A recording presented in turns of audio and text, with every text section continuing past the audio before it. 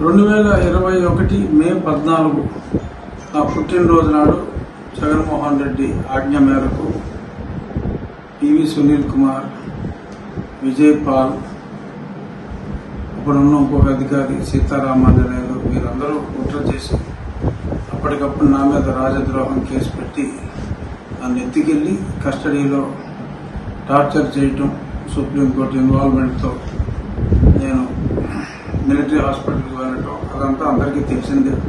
నన్ను చంపాలని చూడటం, ఆ గుంటూరు హాస్పిటల్ సూపరింటెండెంట్ దొంగ రిపోర్ట్లు ఇవ్వటం, దాన్ని మిలిటరీ హాస్పిటల్ హైకోర్టు న్యాయమూర్తి పర్యవేక్షణలో, అప్పుడు రిజిస్ట్రార్ జనరల్ తర్వాత న్యాయమూర్తి అయ్యారు, వారి పర్యవేక్షణలో జరిగిన రిపోర్ట్స్లో ఏం చెప్పారు ఇవన్నీ కూడా పెట్టి నన్ను ఏ విధంగా హింసించింది, వీరి మీద ప్రేరేపించిన ముఖ్యమంత్రి మీద వీరందరి మీద చర్యలు తీసుకోవాలి, కేసు బుక్ చేయాలని చెప్పి ఈరోజు నేను గుంటూరు ఎస్పీ గారికి కంప్లైంట్ ఇవ్వటం జరిగింది.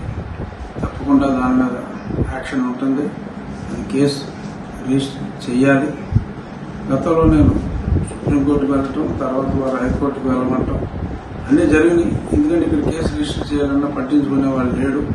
అందుకని కేసు రిజిస్ట్రేషన్ చేయడానికి నేను కోర్టులను ఆశ్రయించవలసి వచ్చింది.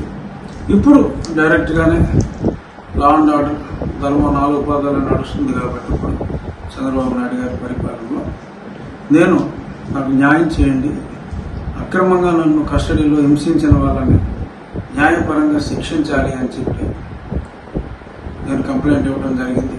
రాబోయే వారం 10 రోజుల్లో ఏం జరుగుతుందో చూద్దాం. For more videos like this, subscribe Big TV channel.